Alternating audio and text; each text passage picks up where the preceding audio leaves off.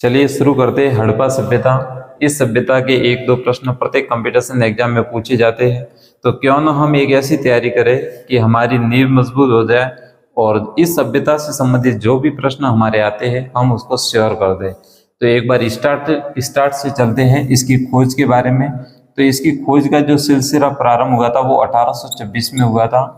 1826 में एक टीले की खोज की थी जिसका नाम था चार्ल्स मैसन। ये अंग्रेज अधिकारी थे। इन्होंने एक टीले का अवलोकन किया, उसका निरीक्षण किया और 1842 में अपनी पुस्तक नैरेटिव ऑफ जर्नीज में इन्होंने बताया कि इस टीले के पास में सिकंदर और पोरस के बीच में युद्ध हुआ। सिकंदर व पोरस इन दोनों के बीच में युद्ध हुआ था, वो इसी टीले के पास में हुआ था। फिर हमारे भारतीय पुरातत्व विभाग के प्रथम जनरल डायरेक्टर जिनका नाम था अलेक्जेंडर कनिगम, ये 1850 में और 1872 में दो बार इस टीले का अवलोकन करने जाते हैं, परंतु कोई भी निष्कर्ष नहीं निकलता है, इनसे कोई निष्कर्ष नहीं निकलता है। महत्वपूर्ण घटना इसके 100 साल बाद, चार्ल्स मैसन के जाने के 100 साल बाद 1921 की घटना है। उस समय हमारे निर्देशक थे मार्शल, सर जॉन मार्शल। तो इन्हीं के नेतृत्व में दयाराम साहनी ने इस टीले की खुदाई की। दयाराम साहनी ने इस टीले की खुदाई की और इस टीले का नाम क्या रखा? हड़प्पा। इस प्रकार हड़प्पा सभ्यता की क्या हुई? खोज। सबसे महत्वपूर्ण बात है कि इसका सिलसिला कब से शुरू हुआ था? इसका खोज का सिलसिला कब से शुरू हुआ था? 1826 में, और अंत में इस सभ्यता के पहले स्थल की खुदाई कब हुई? 1921 में। किन्होंने की थी? दयाराम साहनी ने। यह टीला पाकिस्तान के पंजाब प्रांत में साहिवाल जिले में स्थित है। कहाँ पे स्थित है? साहिवाल जिले में स्थित है। महत्वपूर्ण प्रश्न ये आ सकता है या फिर 1826 वाला आ सकता है। अब देखते, ये तो खोज हो गई, अब देखते इसके नामकरण। इसका नामकरण कैसे रखा? इस सभ्यता का नामकरण कैसे रखा? तो सबसे महत्वपूर्ण नाम तो है इसका हड़प्पा सभ्यता। क्यों? क्योंकि जो सबसे पहला स्थल खोजा गया था, इस सभ्यता का जो सबसे पहला स्थल खोजा गया था उसका नाम क्या है? हड़प्पा। इसलिए इस सभ्यता का सर्वमान्य नाम और यूएनओ और विश्व परिदृश्य में इस सभ्यता का सर्वमान्य जो नाम है वो हड़प्पा सभ्यता है। उसके बाद में इसका दूसरा नाम है सिंधु घाटी सभ्यता। सिंधु घाटी सभ्यता यह नाम किसने दिया? महत्वपूर्ण है, सर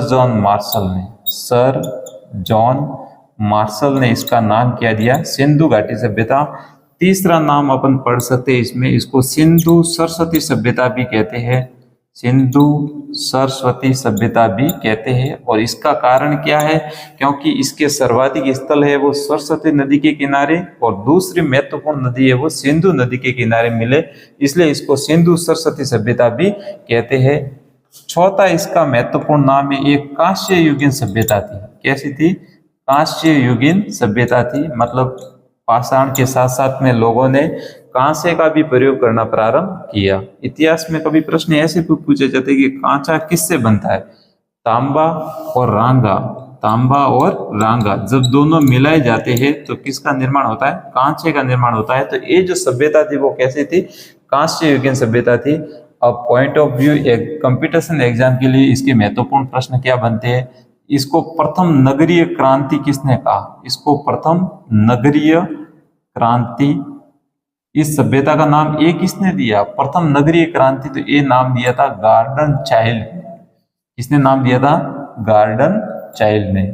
ऑल ओवर इस सभ्यता का निचोड़ करके, मतलब जो कंपटीशन एग्जाम के पॉइंट ऑफ व्यू से महत्वपूर्ण है वो आपके सामने रखे जा रहे हैं। आपकी तैयारी बहुत अच्छी हो, इसी को देख करें। गार्डन चाइल्ड ने इसका नाम दिया था प्रथम नगरीय क्रांति। एम आर मुगल इस इतिहासकार ने इसको बृहत्तर सभ्यता नाम दिया। क्या नाम दिया था? बृहत्तर सभ्यता नाम दिया। ये नामकरण के बारे में इतने महत्वपूर्ण है क्योंकि इसका सबसे सर्वमान्य नाम है वो क्या है? हड़प्पा सभ्यता। यूएनओ द्वारा और विश्व परिदृश्य में इसका नाम है हड़प्पा सभ्यता। दूसरा है इसका नाम सिंधु घाटी सभ्यता। ये नाम दिया था सर जॉन मार्शल ने। और तीसरा है सिंधु सरस्वती सभ्यता, क्योंकि इसके सर्वाधिक स्थल सरस्वती नदी पर और सिंधु नदी पर मिले। ये नाम दिया था वो 20 सितंबर को दिया था, मार्शल ने 20 सितंबर 1924 को दिया था। एक कांस्य युगीन सभ्यता भी है और इसमें तांबा और रांगे का प्रयोग मिला के कांस्य का निर्माण किया जाता है। प्रथम नगरीय क्रांति गार्डन चाइल्ड ने कहा और एम.आर. मुगल ने इसका नाम दिया था बृहत्तर सभ्यता। क्या नाम दिया था? बृहत्तर सभ्यता। एक और है जिम सेफर। क्या नाम है? Gym safer. जिम सेफर ने इसका नाम क्या दिया था? इस जिम सेफर एक और इतिहासकार है, इन्होंने इसका नाम क्या दिया था? तो इसका नाम दिया था सिंधु घाटी परंपरा। सिंधु घाटी, सिंधु घाटी परंपरा। ये दो महत्वपूर्ण पॉइंट हो गए, एक तो खोज हो गई और एक इसका क्या हो गया? नामकरण। इनमें से यदि प्रश्न पूछा जाता है तो आपके इनमें से कंपटीशन एग्जाम में बाहर नहीं निकलेगा और श्योर है आपको याद हुआ होगा। ध्यान रखना, ये नाम सर जॉन मार्शल ने 20 सितंबर 1924 को दिया था। कांस्य युगीन सभ्यता थी, तो इसकी समकालीन सभ्यता सिंधु घाटी सभ्यता की समकालीन थी, वो मेसोपोटामिया की सभ्यता थी। मेसोपोटामिया की सभ्यता भी इसी की समकालीन सभ्यता थी। आगे देखते हैं।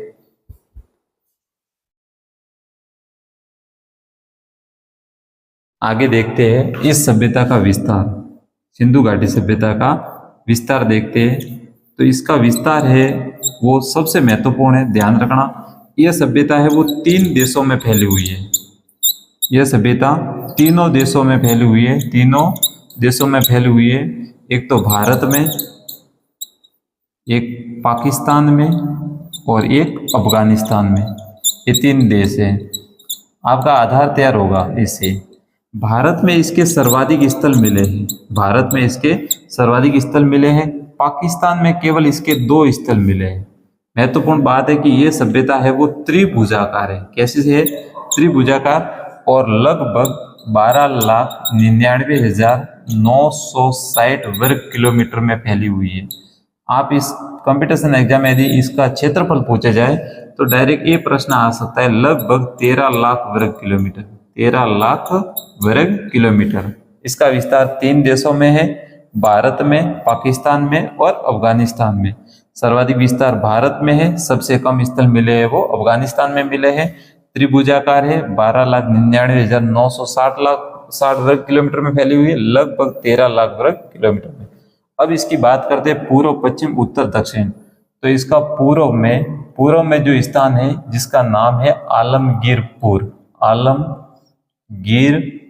आलमगीरपुर है, ये उत्तर प्रदेश में है। कहाँ पे है? सीधा प्रश्न पूछा जाएगा, सिंधु घाटी सभ्यता का पूर्व में स्थल कौन सा है? आलमगीरपुर। और आलमगीरपुर कहाँ पे है? उत्तर प्रदेश में। पूछा जाता है कभी किस नदी के तट पर है, तो इसकी नदी का नाम है वो हिंडन नदी है। कौन सी नदी है? हिंडन। उत्तर में है वो चिनाब नदी है। कौन सी नदी है? चिनाब। चिनाब नदी के किनारे स्थल है जिसका नाम है मांडा। ये है जम्मू कश्मीर में। कहाँ पे है? जम्मू कश्मीर में। पश्चिम में है वो सुत कांगेडर है। सुत कांगेडर। और सुत कांगेडर कहाँ पे है? पाकिस्तान में। कभी पूछा जाता है कि ये कौन सी नदी के किनारे है, तो ये दासक नदी के किनारे है। इस नदी का नाम क्या है? दासक। और सबसे दक्षिण में है वो देमाबाद है। देमाबाद। और देमाबाद कहाँ पे है? महाराष्ट्र में है और परवरा नदी के किनारे है। कौन सी नदी के किनारे है? परवरा। ये तो हमने इसका विस्तार देख लिया कि भाई पूर्व, पश्चिम, उत्तर, दक्षिण में क्या है। उत्तर में है मांडा, चिनाब नदी के किनारे, इमारती लकड़ियों के लिए प्रसिद्ध था। पूर्व में है आलमगीरपुर, उत्तर प्रदेश में हिंडन नदी के किनारे। दक्षिण में है देमाबाद, महाराष्ट्र में परवरा नदी के किनारे। पश्चिम में सुत कांगेडर, पाकिस्तान में दासक नदी के किनारे। अब इसका देखते हैं विस्तार। तो पूर्व से जो पश्चिम का विस्तार है वो तो 1600 किलोमीटर है। कितना है? 1600 किलोमीटर। और उत्तर से लेके दक्षिण का जो विस्तार है इसका वो 1200 किलोमीटर। कितना है? 1200 किलोमीटर। कहने का मतलब है इसका विस्तार 3 देशों में है, भारत, पाकिस्तान और अफगानिस्तान। सर्वाधिक स्थल भारत में मिले हैं और ये त्रिभुजाकार है। 12,99,960 वर्ग किलोमीटर में, लगभग 13 लाख में फैली हुई है। और इसका ये विस्तार आलमगीरपुर पूर्व में है, उत्तर प्रदेश में हिंडन नदी के तट पर। दक्षिण में देमाबाद है, महाराष्ट्र में परवरा नदी के तट पर। यहाँ से एक महत्वपूर्ण वस्तु मिले, आगे पढ़ेंगे अपन। एक सुत कांगेडर है पाकिस्तान में दासक नदी के तट पर, और ऊपर है चिनाब नदी के तट पर मांडा है वो जम्मू कश्मीर में है। ये विस्तार हो गया। अब इसके देखते हैं महत्वपूर्ण स्थल। तो सबसे ज्यादा ये कहाँ पे फैली हुई है? भारत में। तो सबसे पहले अपन भारत के महत्वपूर्ण स्थल देखेंगे।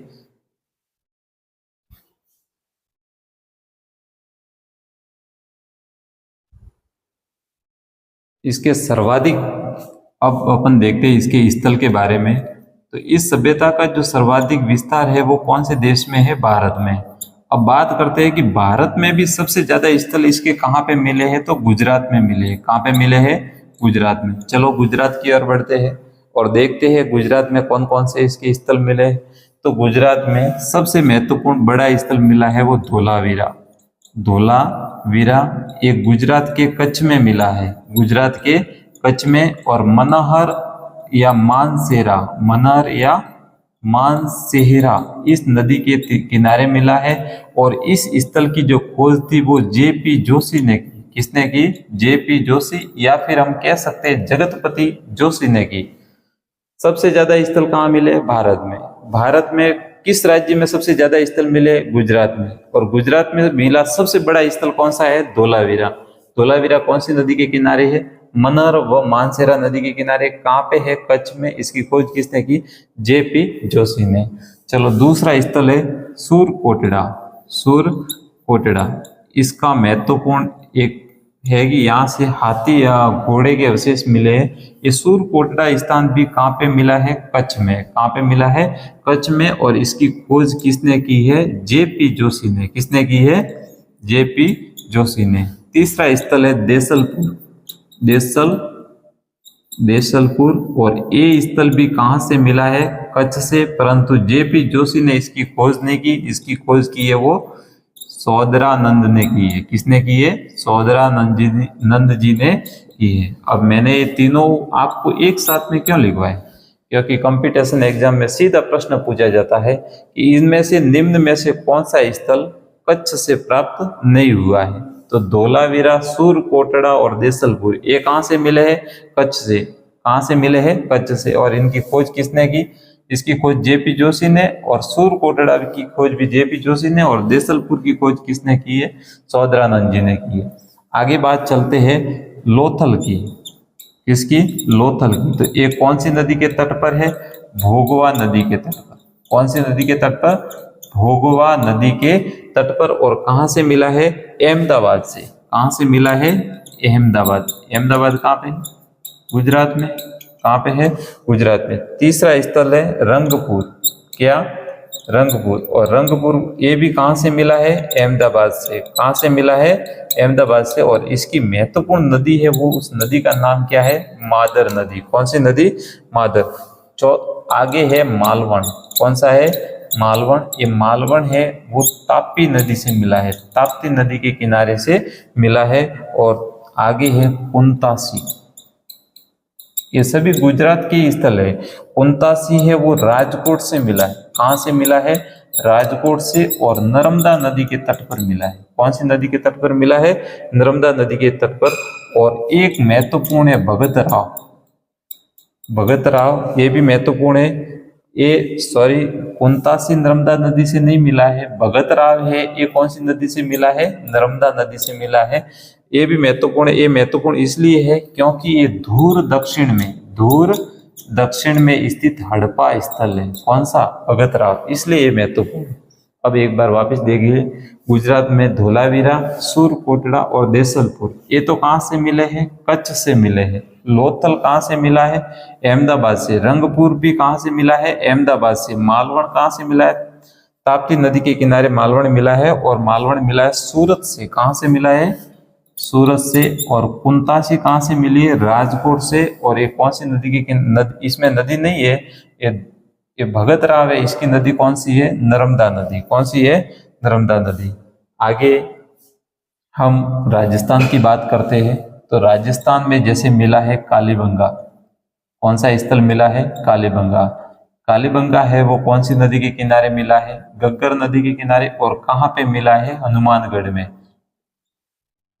हनुमानगढ़। हम इसके बारे में आगे विस्तृत रूप में पढ़ेंगे।